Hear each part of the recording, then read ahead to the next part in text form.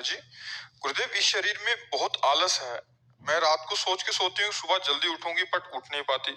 सोने के बाद बुरे बुरे सपने आते हैं, नींद नहीं खुलती। फिर घर वाले कुंभकर्ण अधिक सपने उसे आते हैं जो प्रमादी आलस से पड़ा रहता है। आलस के 5 घंटे सो, सपने आवे तो हमें बताना। 24 घंटे में 5 घंटे समय लो केवल सोने का। इसके बाद उठाओ माला और टहलते हुए नाम जप करो, अभी प्रमाद दूर हो जाएगा। अब ऐसे तो फिर बहुत लोग हैं ऐसे। आजकल हम सुना है कि रात्रि के 2 बजे सोते हैं और सुबह 9 10 बजे तक सोते ही रहते हैं, फिर उठते हैं। भगवान सूर्य उदय हो गए, न अर्घ देना है, न संध्या वंदन है, न ब्रह्म मुहूर्त में उठकर भजन करना है। तो ये मनुष्यता ही नहीं रह गई, पशुता आ गई। अब क्या हम समझाएं बच्चा, कैसे समझाएं? मनुष्यता ही नहीं रह गई है। हमें लगता है कि 100 आदमी में 2 ही आदमी ऐसे होंगे जो ब्रह्म मुहूर्त में जगते हों, नहीं तो प्रायः लोग अब 7 8 बजे तक, 10 बजे तक, 11 बजे तक ऐसे लोग सोते हैं। क्या वे अध्यात्म को समझेंगे, क्या धर्म को समझेंगे? तो हमें लगता है कि आप भाग्यशाली हो, सत्संग में आए हो, तो आप अपने जीवन को बदलो। आप समय से उठो, उठ करके टहलते हुए नाम जप करो। देखो महीना भर अभ्यास करो, आप में वो अभ्यास आने लगेगा, आप में सामर्थ्य आने लगेगी। भगवान के नाम जप में बहुत बड़ी सामर्थ्य है। जितने संत महात्मा हुए हैं ये सब भगवान के नाम जप, चरित्र पवित्र और भगवान का नाम, किसी भी डिपार्टमेंट में तुम्हारी उन्नति हो जाएगी। किसी भी, चरित्र पवित्र हो और नाम जप हो, वो महान आदमी हो जाएगा। चरित्र भ्रष्ट हो, भगवान से विमुख, तो कितनी भी उन्नति करो अंततः गत्वा शून्य है, कुछ नहीं है तुम्हारे जीवन में। जिनल शाह जी, गुजरात से। राधे राधे। राधे राधे महाराज जी।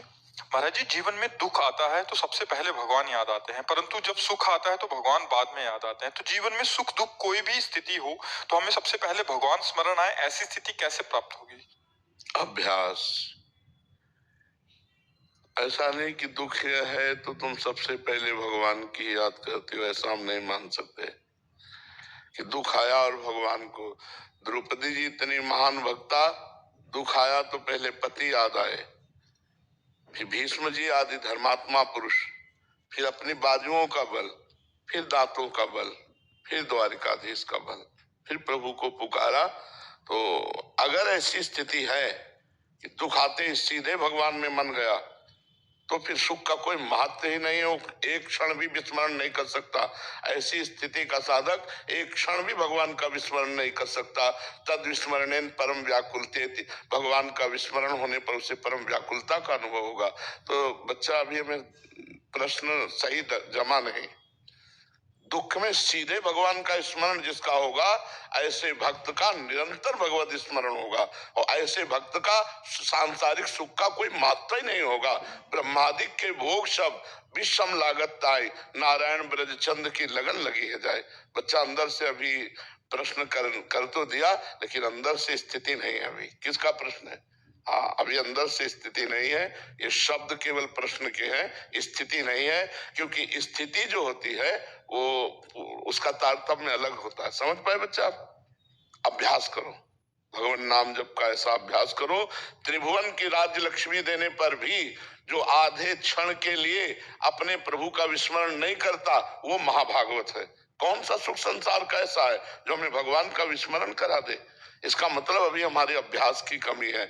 दुख में सीधे भगवान की स्मृति किसी महान भागवत की होती है। 1 2 बार की बात नहीं, निरंतर की बात कह रहा हूं। दुख आया और सीधे भगवान का कृपा प्रसाद आया, वो भक्त ऐसे समझता है तेरा किया मीठा लगे। वो सीधे दुख आया और सीधे भगवान में, तो वो स्थिति होती है, वो अभी नहीं है आप में। महाराज जी, इसमें जैसे एक तो भक्त की स्थिति है कि तेरा किया मीठा लगे। संसारिक जीव जो संसार में है महाराज जी, वो उसके दुख जा ही नहीं सकती दुख में भगवान में वृत्ति। ऐसा हो दुख निवारण के लिए प्रथम सीधे चली गई, तो वो महाभागवत कोई साधारण नहीं है। और पूरा प्रयास कर लेगा, हाँ, तब वो भगवान में जाएगा। ऐसे इनकी क्या बात है? द्रौपदी जी यज्ञ कुंड से पैदा हुई है, और गजराज गजेंद्र जब स्वयं मेहनत कर चुका, उसके साथी हाथी हाथिनियां भाग गए। जब देखा कि अब मेरे में बल नहीं रहा, कोई बचाने वाला नहीं रहा, तब हरि को पुकारा। दुख में सीधे भगवान में स्थिति जाना ये महाभागवत का लक्षण है। और जिसकी ऐसी स्थिति है उसकी निरंतर स्थिति रहती है, और जिसकी निरंतर स्थिति रहती है उसको त्रिभुवन का सुख जो है ना वो बिल्कुल आकर्षित नहीं कर सकता। ब्रह्मादि के भोग सब विषम लागत ताहि, नारायण ब्रज चंद की लगन लगी ही जाए। बच्चा अभी अभ्यास करो, नाम जप का अभ्यास करो। प्रश्न बहुत उत्तम है लेकिन धरा आपकी वो है नहीं। क्यों बच्चा?